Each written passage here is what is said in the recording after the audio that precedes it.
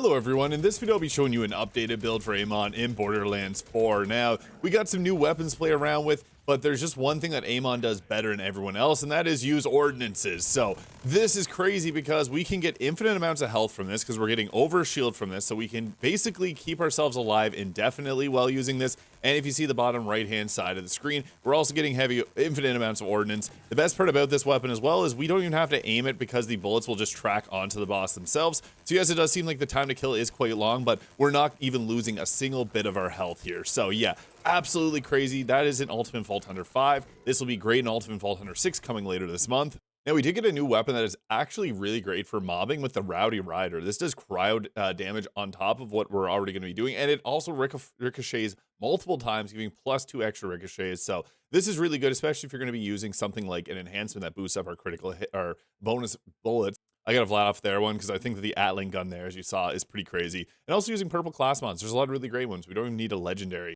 And actually, the most ideal roll would be more points into Tail of the Comet, and this is really a big point of our build. So we get this from level 6 through 11, and this is going to be something that comes online very early because when we deal ordnance damage, there's a chance to apply additional status effects. So early game, grenades. And then later on, when we get heavy ordnances, and in particular Primal Surge, whenever we apply a status effect to an enemy, there's a chance to partially restore his shield and ammo. This is going to just basically cause infinite ammos, shield restoration, and also the Ballistic Bulwark will give us ordnance overshield. Alright now, so starting off from level 1, Scourge Kairos, one of the best skills, increasing ordnance damage and magazine size. These are both really nice to have.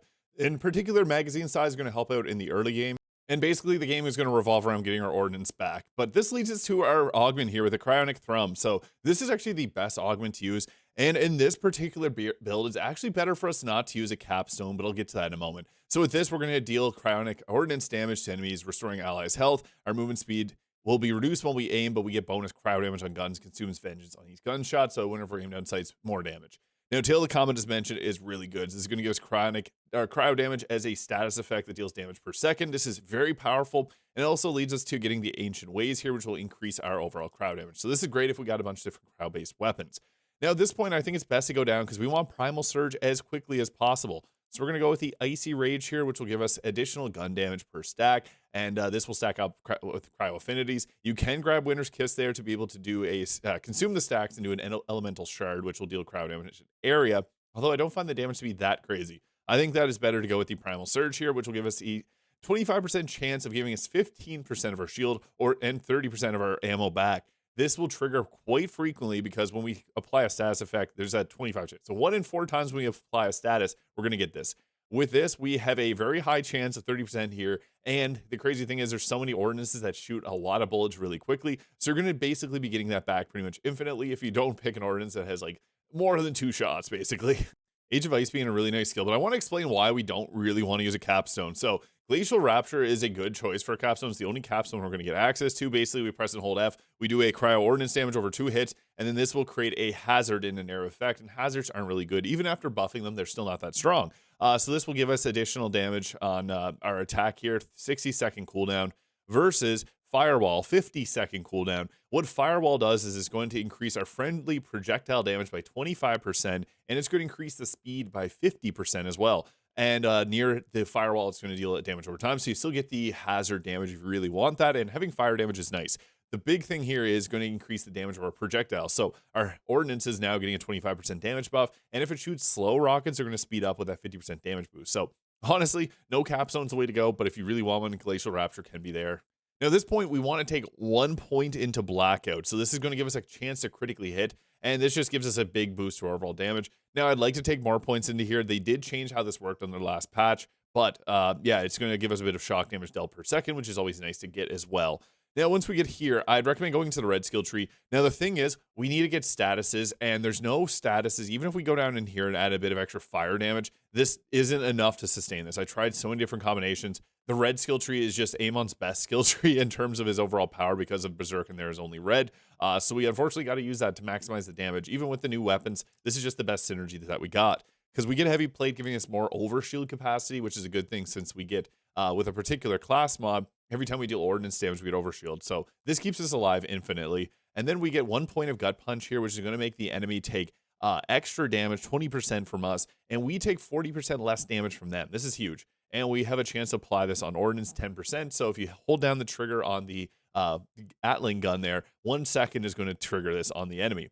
Now we get a couple choices. Wield the Storm will give us more status effect damage. We like statuses. We do them a lot on this build. So this is just a flat out increase of the damage and duration, which is really good. But if you prefer this will give us shield regeneration rate, but movement speed. Movement speed is so fun. Basically you can get 27% extra movement speed from this. But the more damage from Wield the Storm is probably the better option in all honesty. And then we get down here where we get to take the Bullet Storm. So whenever we apply a status effect, we gain increased gun damage. And the thing is, heavy ordnances are guns. Believe it or not, they also benefit from ordnance damage and gun damage increases. And with a particular specialization, we can make gun damage increases apply them more than once. So pretty crazy.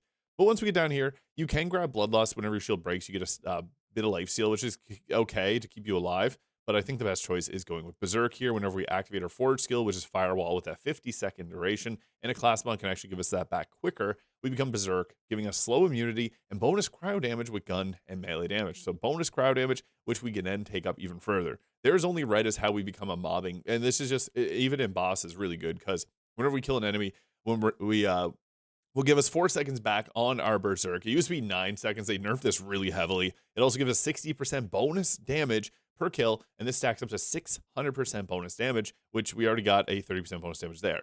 This gives us some pretty insane damage. When the level cap increases, My Touch's death is going to be even crazier because when we deal melee damage, we have a chance to activate kill skills, and then you can just equip the class mod that gives you the different melee ordnances here that do crazy amounts of triggering our kill skills. So we'd actually be able to keep this up indefinitely when the level cap increases. So Amon is going to be really good. Unfortunately, that's all, but whenever level cap increases, My Touch's death is a great choice. And then more points into blackout will give this a crazy amount of damage. Now I got a really good purple roll here with increased damage, ordnance damage, and ordnance critical hit chance. And with these three skills here, the Cyborg is my personal favorite. There's a couple of good purple ones. This one gives us points in the Scorched Kairos, points into Ballistic Bulwark there, and then also we get points into the Endless Bombardment. So heavy ordnance have a chance to refund 1 ammunition on damaging enemies. This can pretty much ensure that we keep our ordnances never running out because we have an 18% chance now to get ordnance back. So yeah, I really like this class mod here. There's also the Grenadier here, which is a pretty good choice as well. There's more Cyborg rolls we can go with. This is the Blacksmith that I was talking about. Whenever we get the level cap increase, it's going to be good because it gives you a bunch of Forge drones to trigger your kill skills. You could also go with the Forge Master, which will give you an extra use of your Forge skill per cooldown, which is another way to trigger our Berserk. So it's not just getting the additional damage on our ordnances, it's also going to be able to give us an extra bit of damage and survivability. Now for shields, a Super Soldier works great on any type of weapon that's going to have a need for regeneration. And this one with a Siphon can give you overshield as well. Not the most needed thing since we already got a lot of basically sustain on this build. But we can also go with a Watts for dinner, especially if we got the Amp, because this is going to drain our shields and give ourselves an extra bit of gun damage. So this can be really good if you get a really high roll on the Amp. That bonus shock damage just lets you shred the enemies down a lot quicker. You don't even need the Super Soldier, but this is good for just general mobbing. If you don't want to pull your ordnance, you can use this. But I like Watts for dinner, and even the Protean Cell is great for the extra 40% damage that we can get off on that. Now, since I'm using 2 major Vladof weapons, I think that my favorite is the Hero of Bullet, because we can get a 30% chance to add an additional projectile per shot on things like the Atling gun. And then also we get an increased 20% fire rate, which means we can shoot this faster, which means we regenerate our ammo quicker. Actually pretty crazy. I'm kind of talking about these together because I think that these go together very well. But if you're not going to use that, if you can get one that's got the increased Jacob's bounce pass, the bounce pass is really good because whenever you use something like a Jacob's weapon, like the Rowdy Rider particular, it's got +2 ricochet projectiles on critical hits, which then get an additional ricochet. So yeah, it's pretty good when you can get this chaining around multiple enemies and doing a lot of damage. But I personally like to go with Vladof here just because the Atling gun is my favorite weapon. And there's also a lot of really good purples, like the Utka is really powerful. And depending on bosses, you can swap this out. I'd recommend grabbing a couple Atling guns. I have a couple others on another character that I just transferred over, but you can also add in something like the streamer or the disc jockey. The disc jockey's crazy because you can bounce it off the floor in front of your projectiles, and it's going to home in on enemies and do a ton of damage. And the bottled lightning is a very powerful one. You only get 3 shots, but it's going to keep itself full. It hits really hard, and it hits enemies twice. So yeah, you got more chances to trigger the ammunition coming back. Now for Repkits, I like this one here with the splash damage increase because Ordnance is going to do some splash. So that's really good. There's also War Paint, which could be a decent one, which will give you increased movement speed if you want to zip around. And there's also the AF 1000 there. If you got this with splash damage, it's pretty nice. But I like the triple bypass with splash damage so we can proc this quickly. Now, Wombo Combo is always a weapon I like, especially if you can get a shock version of Wombo Combo against bosses and especially vile enemies. This is really powerful. The bod is always going to be a good weapon, especially on this particular build as well. And now the new missile laser, it's not going to be the strongest, but it's a fun weapon. I personally really enjoy the missile laser, so it's there more so for the fun aspect. This Rowdy Rider is a great weapon too, but this is more so for mobbing. I would not use this against a boss because it's a weaker version of Bonnie and Clyde without all the awesome extra benefits that Bonnie and Clyde comes with. Chaosin can be another really good weapon to use on a build like this. I also don't mind Katagawa's Revenge if you're doing some type of mobbing with the shock ones. Those can be great. Also, if you can get a Jacob's TK's Wave here, especially if you can get it with Ripper parts and let it just go flying with it, it's great. The 7 Cents is another great pistol. And last one I'll mention is the Hot Slugger.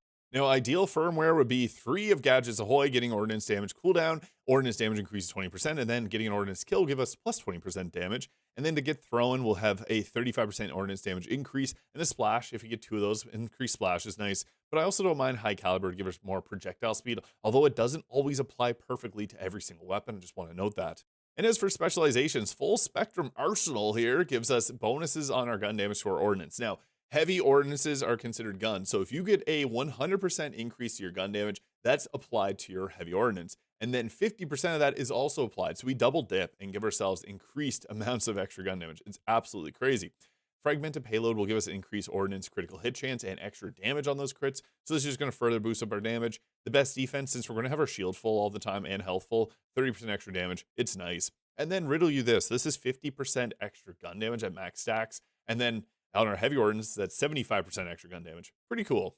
I think one of the greatest things about this build is the fact that we can also put up our shield healer to give ourselves some extra survivability. We can also use the forge waves here if we get surrounded by enemies, because they do slice through enemies pretty well. And we can also put on the, there's another class or augment that we can throw on that's going to give ourselves pretty much infinite uptime if we want to spam them. But this is pretty much just here to block damage, and the Chronic Thrum will give us a good area of effect, a bit of damage. This isn't even using our heavy ordnances. We're just going around with just this Rowdy Rider here. Obviously, got to aim for the head with this gun, so it's a little bit more involved than others here, but the damage from it is pretty nice. And then if you can get basically a bunch of statuses applied, it's going to recover the ammunition here. But with this gun, this is again just a mobbing gun, and then we can lay down the forge wall by pressing and holding F, and then pulling out our heavy ordnance here, which is going to give us, you see the health bar is coming back really quickly. And the great thing about that is it's going to aim onto enemies. Unfortunately, didn't get that to work properly. I just fired it off into the air. But if you aim in the general vicinity of an enemy, it's going to end up attacking them and hitting them. And then, yeah, anytime that there's bosses around, just basically getting up and barrel stuffing them with your ordnance, you're going to have enough basically sustain and infinite ammo to just take out pretty much everything, because that's also giving you ordnance. Basically, you're getting your shield, you're getting over shield, and you're getting infinite ammo from using your gun. So it's kind of crazy. As long as you hit targets and don't miss like I just did there, you're going to be rolling with this. It's a very powerful build and really fun too.